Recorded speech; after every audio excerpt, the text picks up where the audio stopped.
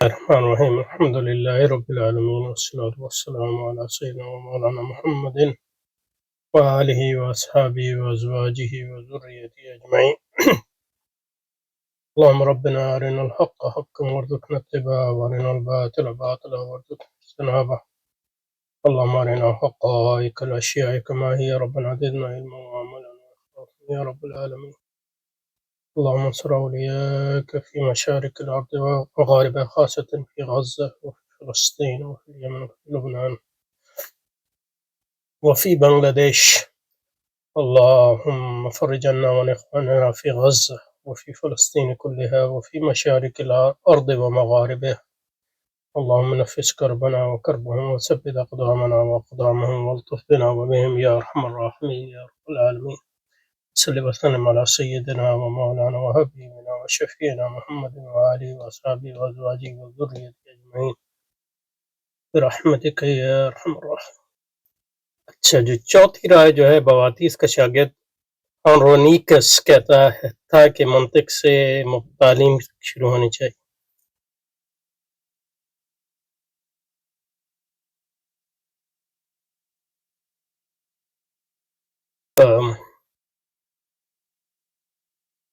اور منطق اور فلسفے کے تعلق کے بارے میں یہ پرانی بحث ہے جو آج تک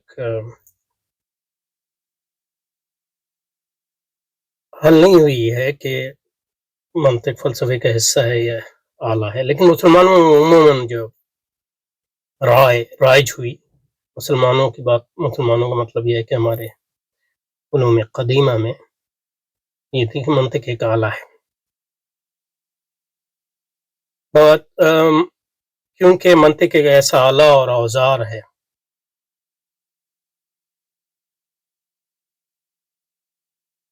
جس کے ذریعے حق کو باطل سے پرکھ کر علیحدہ کیا جا سکے. حق کا مطلب یعنی عمومی حق نہیں کہ سچ اور جھوٹ، جھوٹ بھی نہیں، سچ اور غلط. حق کو باطل کو صحیح ترجمہ نہیں ہے، انگریزی میں اس کو کہتے ہیں ٹروتھ اینڈ فالس. حق کو باطل سے تو ایک الگ چیز ہے. یعنی مطلب یہ ہے کہ اگر میں یہ دعویٰ کروں کہ میرے سامنے ایک درخت ہے تو یہ دعویٰ یا تو سچ ہوگا یا غلط ہوگا. یہ مراد ہوتی ہے حق. اور معلم ثانی شیخ فارابی، اب اس کو معلم ثانی نہیں کہنا چاہیے لیکن یہ کہ مطلب ہمارے عجیب، یعنی علماء کے بھی عجیب تضادات ہیں. یعنی اللہ یعنی ہمارے علماء یعنی کوئی وہ نہیں کر رہا. ایک طرف تو مطلب آیت اللہ خمینی کو آیت اللہ کہہ دو یا امام کہہ دو تو یعنی وہ ان کا نام ہے. اس کا مطلب یہ نہیں ہے کہ وہ ان کی آراء سے قبول اتفاق کر رہے ہیں تو آپ پہ کفر کے فتوے لگ جائیں گے. لیکن فارابی کو شیخ اور معلم ثانی جو ہے یہ دوسرے لوگ ہیں. ابن تیمیہ کو شیخ الاسلام کہہ دو تو آپ کے پیچھے پڑ جائیں گے. بلکہ ایک صاحب نے مطلب پرانے زمانے کی بات ہے، کتاب لکھی ایک عالم نے کہ جس نے ابن تیمیہ کو شیخ الاسلام کہا وہ کافر ہے. یہ کتاب کا نام ہے، یعنی عربی میں کتاب ہے، اس کا ترجمہ بتا رہا ہوں. تو یہ مطلب یہ کہ عجیب و غریب.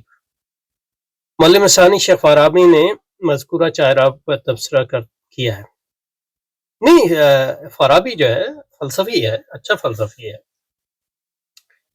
لیکن یہ کہ ارسطو اور افلاطون کا شاگرد ہے. اس نے اضافے بھی کیے ہیں اس کے فہم. یعنی ظاہر ہے اس کا سیاق مختلف ہے. اس کا سیاق کم از کم اگر وہ اسلامی آراء نہیں، ہمیں یہ نہیں پتا کہ وہ مسلمان تھا یا اس کے اسلام اس کے آراء میں اسلامی کتنا ہے وہ تو یعنی اس کا تو پوری بحث میں. لیکن عموماً یہ مطلب یہ کہ اس کی کانٹیکسٹ تو اسلامی تھا، وہ کہ وہ شاگرد تو عیسائیوں کا ہی تھا اور یہودیوں کا. ان آراء میں سے کسی بھی فارابی مذکورہ بالا چار رائے، یعنی چار رائے یہ ہے کہ چوتھی یہ ہے کہ منطق سے شروع کرنا چاہیے، تیسری یہ ہے کہ طبیعت سے شروع کرنا چاہیے، دوسری یہ ہے کہ اخلاقیات سے شروع یا فلسفہ عملی سے شروع کرنا چاہیے، اور پہلی یہ ہے کہ علم ہندسہ سے شروع کرنا چاہیے.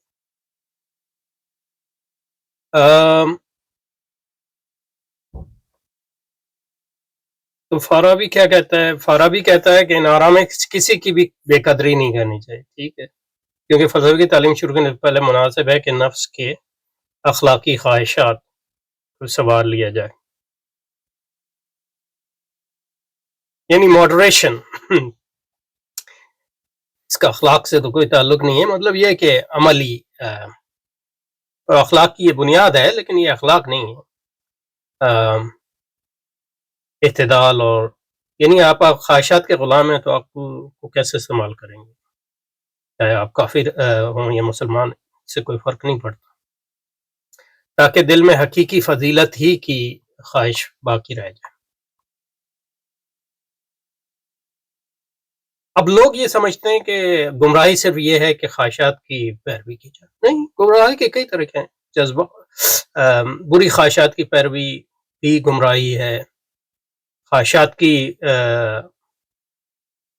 کو مقتدر بنانا بھی گمراہی ہے، جذبات کو مقتدر بنانا بھی گمراہی ہے، اور عقل شیطانی کو مقتدر بنانا، یہ وہ عقل جو رحمانی عقل کے ماتحت نہ اس کو مقتدر بنانی، یہ بھی گمراہی ہے۔ تو مطلب یہ کہ یہ فلسفی جو ہے جس فضیلت کی بات یہ کرتے ہیں وہ عقل کو حکمران بنانا، لیکن یہ کہ عقل کی حکمرانی بذات خود کوئی اچھی یا بری چیز نہیں ہے، اس سے آپ کی عقل کیسی ہے؟ عقل نور نبوت سے منور ہے یا نور ارسطاطیلی سے، سوری، ظلمت ارسطو سے، ڈاکن کسے ظلمت ارسطو سے جو ہے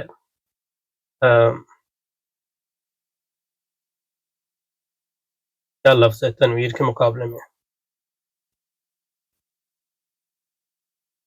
تھپی ہوئی ہے، یا جو بھی لفظ ہو، پھر نفس ناطقہ کو سنوارا جائے۔ نفس ناطقہ سے مطلب عقل ہے، اور کوئی اس کا مطلب نہیں، تاکہ تاکہ وہ راہ راست کو سمجھ سکے۔ لیکن جیسے کہ مطلب یہ کہ ہمارے راہ راست کو خدا تعالیٰ کی وحی کے بغیر نہیں سمجھا سکتا، محض نفس ناطقہ کی بنیاد پہ نہیں سمجھا جا سکتا، الا ماشاء اللہ جو قلب سلیم کچھ لوگوں کے رہ جاتے ہیں، وہ بھی اس لیے کہ ہر قوم میں انبیاء کی تعلیمات موجود رہتی اور غلطی اور باطل میں پھنسنے سے بچا جائے، یعنی سچ اور جھوٹ، غلطی اور باطل، اور یہ بات علم استدلال کی مشق و تدریج سے حاصل ہوتی ہے۔ علم استدلال جو ہے وہ دو ہیں، منطق اور علم انسان، یہ مطلب یہ کہ پرسیپٹیو ہے، یعنی یہ ایک اچھی اس نے گہری بات کی ہے، کیونکہ جو منطق ہے ہمارے ہاں ارسطو کی منطق، اس کی بنیاد جو ہے وہ قلیدس کا منہاج ہے، اسی منہاج پہ رکھ کے اس نے بتائی ہے، جس میں جو ہے مطلب بدیہات سے آپ شروع ہوتے ہیں، اس کے بعد بدیہات سے استدلال کے ذریعے نظریات کی طرف جاتے ہیں اور تھیورم اخذ کرتے ہیں وغیرہ۔ زیادہ ضروری ہے کہ پہلے بقدر ضرورت علم ہے، تو علم ہندسہ جو ہے وہ بذات خود کوئی مطلوب نہیں ہے، لیکن اس کا منہاج جو ہے وہ مطلوب ہے منطق کے لیے، کیونکہ منطق کا ذریعے ذہن کی تشخیص کی جائے۔ تشخیص کا مطلب عربی لفظ ہے، لیکن اس کا مطلب اردو میں یعنی اس کو تیز کرنا ہے، میرا خیال ہے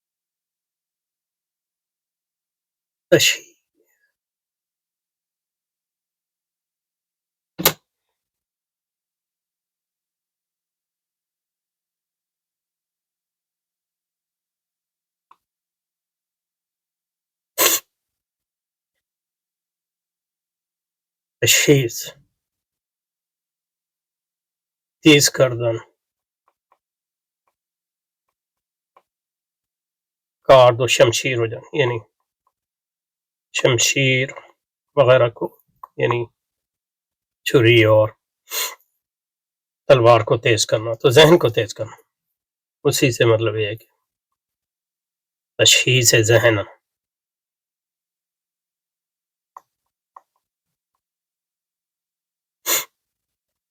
حدت بخشیدن،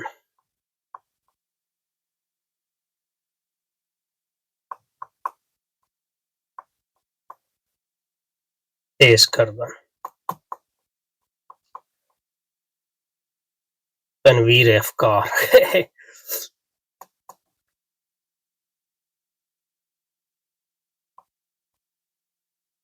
روشن کردن ذہن وغیرہ وغیرہ. تشخیص کردن کارد شمشیر و مانند مترادف تند کردن تیز کردن. یہ اردو اور فارسی میں ان معنوں میں استعمال ہوتا ہے، ذہن کو تیز کرنا، ذہن کی شارپنڈ مائنڈ جس کو انگریزی میں کہیں. منطق اور علم ہنسا کو پڑھنے جیسے فارابی کہتا ہے اس کا مقصد جو ہے استدلال سیکھنا ہے، لیکن منطق سے پڑھنے سے اور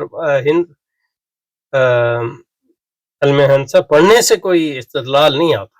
یہ بہت بڑی غلطی ہے لوگوں کی، کہ یعنی اصول سیکھنے سے اسی طرح مطلب یہ ہے کہ اس کا مطلب گرامر سیکھنے سے کوئی آپ کو زبان نہیں آتی، یعنی وہ مدد دیتی ہے، لیکن گرامر ہمیں جو ہے بہت سی زبانوں کی آتی ہے، لیکن جب بولنے لگتے ہیں تو دو جملے بھی نہیں بنا سکتے. اس کی وجہ یہ ہے کہ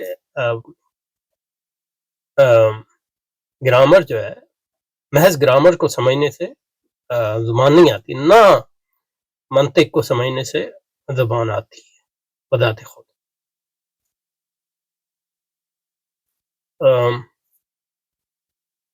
تو منطق کی اہمیت یہ نہیں ہے کہ وہ منطق جو ہے استدلال کی گرامر ہے، یہ اور پوری بھی نہیں ہے. وہ مطلب ارسطو کی جو منطق ہے وہ استدلال کی گرامر کا ایک حصہ ہے، اور بہت منطقیں ہیں، اب تو سینکڑوں قسم کی منطقیں آ گئی. لیکن منطق کا مطلب استدلال کی گرامر. استدلال سیکھتے ہیں ممارست، اس لیے مطلب ہمارے ہاں کتاب بر کتاب پڑھاتے ہیں. منطق کی کتنی کتابیں پڑھاتے ہیں، لوگوں کو استدلال نہیں آتا، کیونکہ پڑھنے سے استدلال نہیں آتا، اس کو مشق کرنے سے آتا ہے، ممارست. اور جو ممارست ہوتی ہے ایک تو ہوتی ہے لکھنے سے، ہر قسم کے لکھنے سے نہیں، لیکن یہ کہ مطلب جس میں آپ دلائل کو پروان چڑھاتے ہیں، دوسرے کے دلائل کا نقد کرتے ہیں. تو کیونکہ ہمارے لکھنے کا وہ ہمارے نظام میں نہیں رہا، یعنی آپ درس نظامی کے بعد کتابیں لکھیں تو پھر تو اس میں آ جاتا ہے، لیکن یہ کہ زیادہ تر بہت کم لوگ لکھتے ہیں. تو لیکن درس نظامی میں مثلا لکھنے کا تو کوئی ہے نہیں. اب اس کو اب آپ اس کا کمپیریزن کریں ہماری پاکستان کی یونیورسٹی میں تو اتنا نہیں، لیکن پاکستان سے باہر جو یونیورسٹی ہیں اس میں جو آپ کا اسیسمنٹ ہوتا ہے بہت بڑی حد تک اس کی بنیاد جو ہے پیپرز لکھنے ہوتے ہیں، یعنی مقالات مختلف موضوعات. تو آپ اگر اس پہ صحیح طور پہ اس پہ چلیں تو مطلب یہ کہ جب آپ فارغ ہوں گے تو آپ استدلال کے ماہر ہو چکے ہیں. ایک یہ تو دوسرا طریقہ یہ ہے کہ جدال، یعنی جدال وہ ڈائلیکٹکس کہتے ہیں، اس سے آتا ہے. مطلب چاہے جدال لکھ کے ہو یا گفتگو کے ذریعے ہو. تو مناظرے ان معنوں میں اس کی مناظرے اور جدال جو ہوتا تھا جدال حسن وہ اور گفتگو اسٹڈی سرکل وغیرہ اس سے بھی آتا ہے، لیکن وہ بھی ہمارے یہاں اتنا نہیں ہے. مناظرے جو ہیں وہ دیوبندی بریلوی ہمارے یہاں رہ گئے، جس میں مطلب حق کی تلاش تو کوئی مقصد ہی نہیں ہوتا، اور دوسروں کی کتابوں سے اقتباس لا کے اس کو غلط ثابت کرنے کی کوشش ہوتی ہے. تو اس میں آپ اتنے سیکھتے نہیں ہیں، گو کہ اس میں استدلال، اگر آپ ہمارے مناظراتی لٹریچر کو دیکھیں تو اس میں استدلال ہوتا ہے، اس سے مشق ہوتی ہے اس کی. لیکن اصل جو ہے فلسفیانہ استدلال کو سیکھنے کے لیے فلسفیانہ موضوعات پر مضامین لکھنے، اس طرح نہیں کہ آپ نے کہا جس طرح یہ کتاب لکھی ہے حضرت نے، یہ تو ٹیکسٹ بک کی طرح لکھی، اس میں کوئی خاص استدلال نہیں ہے. استدلال وہ ہوتا ہے جس میں آپ ایک موضوع لیتے ہیں اور اس پہ جو ہے گہرے جاتے ہیں اور مختلف جو ہے اس میں آراء ہیں ان کا موازنہ کرتے ہیں، اور اس کے نتیجے میں ان کے نقد کرتے ہیں، اس کے نتیجے میں ایک اپنی رائے دیتے ہیں اور اس کے حق میں جو ہے دلائل ڈیولپ کرتے ہیں وغیرہ. تو یہ اس چیز کو ہمارے مدارس میں داخل کرنے کی ضرورت ہے، یا اس کو داخل ہے بھی تو اس کو یعنی اس پہ زیادہ زور دینے کی ضرورت ہے، اس سے آئے گا علم استدلال.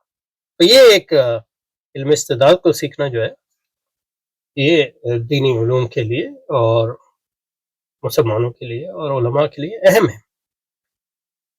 اور ظاہر ہے کہ مطلب آپ فقی ہیں اور فقہ میں یعنی اصول میں بھی استدلال ہے اور فقہ ساری استدلال ہے. لیکن یہ ہے کہ اب ہمارے جو ہے اجتہاد کا انکار کر دیا، گو کہ اجتہاد کرتے ہیں لیکن یہ ہے کہ اب زیادہ تر تو نقل کرتے ہیں فتوی جو پہلے سے، لیکن اگر آپ نے کسی نئے معاملے میں رائے دینی ہے تو آپ استدلال کے بغیر کیسے دیں گے؟ تو اس سے بھی استدلال آتا ہے. تو جو ہمارے جدید فتاوی ہوتے ہیں اس میں استدلال کا اچھا استعمال ہوتا ہے، تو اس کو اس پہ زیادہ زور دینے کی ضرورت ہے. اچھا جی، تو آگے چلتے ہیں. کیا کہہ رہے ہیں؟ فائدہ. تو اب اپنی رائے دے رہے ہیں حضرت. میبزی کتاب جو ہے اس کا مطلب ہدایت الحکمت. تو میبزی شرح ہدایت الحکمت. فنون حکمت میں سے 3 فنوں پر مشتمل ہے: منطق، طبیعیات اور الہیات. مگر علامہ میبزی نے منطق والے حصے کی شرح نہیں، کیونکہ وہ منطق الگ سے اتنی پڑھائی جاتی ہے، اس لیے میبزی صرف 2 فنون پر مشتمل ہے: طبیعیات اور الہیات. طبیعت کو 3 فنوں میں تقسیم کیا جاتا ہے: جسم، چاہے وہ سفلی جسم ہو یا علوی، فلکیات اور کواکب. تیسرے فن میں عنصریات، یعنی یہ کیمسٹری سے ملتا جلتا ہے. آخر میں الہیات کا بیان ہے جو جسم. تو مسلمان فلاسفہ حکمت کی تینوں قسموں سے بحث نہیں کرتے. کون سے مسلمان فلاسفہ؟ کیونکہ اسلامی پہلی والی 3 میں وہ پوری تفصیل سے موجود ہیں. میرا خیال اخلاقیات وغیرہ کی بات ہے. اس حکمت نظری کے اقسام سے منطق، ہندسہ، حیات اور حساب سے متعلق مستقل فنون کی حیثیت اختیار کر لی ہے آج کل، اس لیے ان سے بھی تعارض نہیں کیا جاتا. یہ تو وجہ نہیں ہے. اور موسیقی اسلام میں جو موسیقی پڑھائی جاتی ہے اس کا تعلق تو ریاضی سے. وہ جس موسیقی کی بات کرتے ہیں وہ ریاضی کا حصہ ہے. اور موسیقی مطلب یہ کہ آپ اسلام میں جائز نہیں ہے، تو یہ تو ایک عمومی بات آپ نے کر دی. ابن حزم آپ سے اختلاف کریں گے تو مطلب ایک یعنی راجے اس میں یہی ہے کہ عمومی جو موسیقی حلال نہیں، لیکن یہ کوئی اس کے خلاف بھی ایک رائے علماء میں موجود ہے. وہ مرجوح ہی کی نہ ہو تو آپ ایسے کہتے سکتے ہیں اسلام میں جائز نہیں ہے کی بات کریں، اس لیے وہ بھی خارج از بیت ہے. تو مطلب یہ اسلام میں تو بہت سی چیزیں جائز نہیں ہیں، تو اس کے بارے میں کیا آپ علم ہی نہیں حاصل کریں گے؟ عجیب. اور اس میں عجیب تضاد یہ ہے کہ شروع حضرت نے یہ کیا کہ فلسفہ پڑھتا ہے تاکہ باطل آراء کا علم ہو اور اس کے رد کے طریقے سیکھے جائے، لیکن اس میں خلط بلط ان معنی میں کر دیا کہ کبھی اس کی طرف جاتے ہیں، دوسری طرف یہ جاتے ہیں کہ یہ فلسفہ جو ہے اسلامی علوم کا ایک حصہ ہے. بہرحال یہ آئے گا. اب صرف علوم طبیعی اور الہی رہ گئے، تو علوم طبیعی بھی الگ علم بن گیا ہے. لیکن علم طبیعی پڑھنے کا اہم ضرورت یہ ہے کہ آپ ارسطو کے فلسفے کو سمجھ ہی نہیں سکتے علم طبیعی کی، اس کے علم طبیعی کی. اب تو اس کی یعنی کوئی حیثیت نہیں ہے، یعنی وہ سب رد ہو گیا تجربی طور پہ. اور الہی جس کو کہتے ہیں وہ اس کی مابعد الطبیعات ہے، انہی سے کتب فلسفہ میں بحث کی جاتی ہے. تو ٹھیک ہے، اب آگے وہ اصطلاحات کی تعریف پہ آگئے، تو یہ موضوع یہاں ختم ہو گیا ہے کہ فلسفے شروع کرنے سے پہلے کیا پڑھنا چاہیے. تو اس میں ہماری رائے یہ ہے کہ فلسفے شروع کرنے سے پہلے حقیقت میں منطق کا فلسفے سے کوئی تعلق نہیں ہے، وہ کبھی یعنی جس کو اصول کہتے ہیں وہ آنے چاہیے، کیونکہ اصطلاحات ہیں. تو اصطلاحات جو ہے عموماً اس کو آپ ایک چیپٹر میں پڑھا سکتے ہیں، منطق الگ سے پڑھیں، لیکن فلسفے کے لیے اس کے لیے کوئی خاص ضرورت نہیں ہے اصطلاحات سے ہٹ، اور اس کے چیدہ چیدہ آپ اصول بیان کر سکتے ہیں. اور باقی فلسفے کو جو ہے وہ آپ ڈائریکٹلی پڑھ سکتے ہیں. باقی ساتھ ساتھ جو ہے استدلال اہم ہے، استدلال کے. اور اس میں جو اہم چیز کی فرق کرنے کی ضرورت جو ہمارے ہاں نہیں کی جا سکتی، وہ ہمارے ہاں نہیں کی جاتی، وہ یہ ہے جو میں بار بار کرتا ہوں، اور وہ استدلال اور منطق کی بحث میں بھی ایک لحاظ سے ہم نے کی. وہ یہ ہے کہ یعنی یہ جاننا کہ فلسفی اصطلاحات جاننا اہم ہے فلسفے کی اور کسی بھی علم کی. پھر فلسفیوں کی آراء، لیکن آراء ارسطو نے کیا کہا وغیرہ، اس کی تاریخی حیثیت ہے، یہ اتنی اہم نہیں ہے. آپ کوئی بھی اس کو جان سکتا ہے اصطلاحات جاننے کے بعد اور مبادیات جاننے. اصل چیز ہے کہ فلسفیانہ موضوعات پر ان کا استدلال کس طرح کریں، اور اس میں فلسفیانہ آراء کیا تنقید اور ان کا اسیسمنٹ، ان کی وقت کو متعین کیسے کریں، اس کو کہتے ہیں فلسفائزنگ. یہ فلسفیانہ استدلال.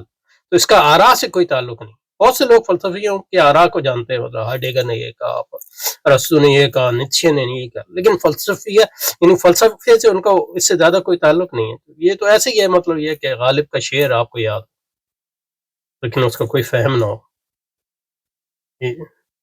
تو فلسفیانہ آراء کی بذات خود کوئی خاص اہمیت نہیں ہے. کانٹ نے یہ کہا، اور زیادہ تر مطلب وہ جو فلسفیانہ آراء جو ہے لوگ بارے میں معلومات حاصل کرتے ہیں، اس کا کوئی عمیق فہم نہیں ہوتا. وہ عمیق فہم حاصل ہوتا ہے جب آپ اپنے اندر یہ استعداد پیدا کریں کہ فلسفیانہ موضوعات پر آراء قائم کر سکیں، ان کو پرکھ سکیں، ان کو ثابت کر سکیں یا ان کو رد کر سکیں، اور دوسری آراء کی قیمت کو متعین کر سکیں، اسیسمنٹ جس کو کہتے ہیں. تو یہ اصل چیز ہے اور یہی سکھانی چاہیے ہمیں. اچھا جی، یہاں پہ رکتے ہیں. سبحانک اللہم و بحمدک، نشہد ان لا الہ الا انت، نستغفرک و نتوب الیک.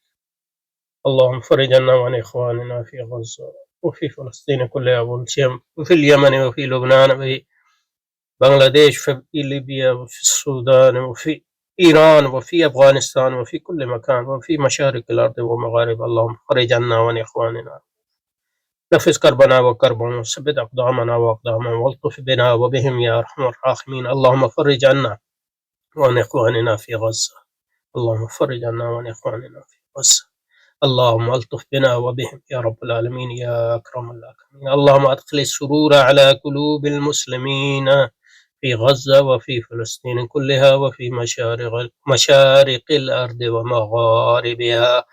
اللهم تقبل شهداءنا، اللهم ارحم شهداءنا، اللهم اغفر موتانا، اللهم اشف جرحانا ومرضانا، اللهم فك أسرانا، اللهم فك أسرانا، اللهم اصلح كل فاسد من أمور المسلمين. اللهم طهر الحرمين الشريفين من رجز آل سعود، اللهم طهر المسجد الأقصى من رجز اليهود والصهاينة والأمريكان، اللهم طهر البلاد الإسلامية من رجز آوان الظلمة وأعوان الأمريكان وأذناب وأزيال الأمريكان.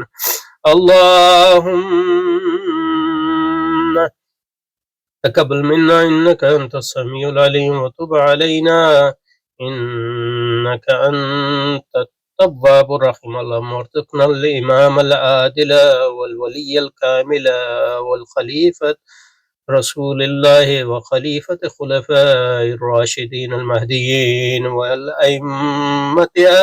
وخليفة أئمة أهل بيت أئمة المجتهدين المجاهدين. اللهم نتوسل إليك بشهداء غزة أن تقبل دعانا وتحقق رجانا. وصل وسلم على سيدنا ومولانا محمد وآله وأصحابه وأزواجه وذريته برحمتك يا أرحم الراحمين.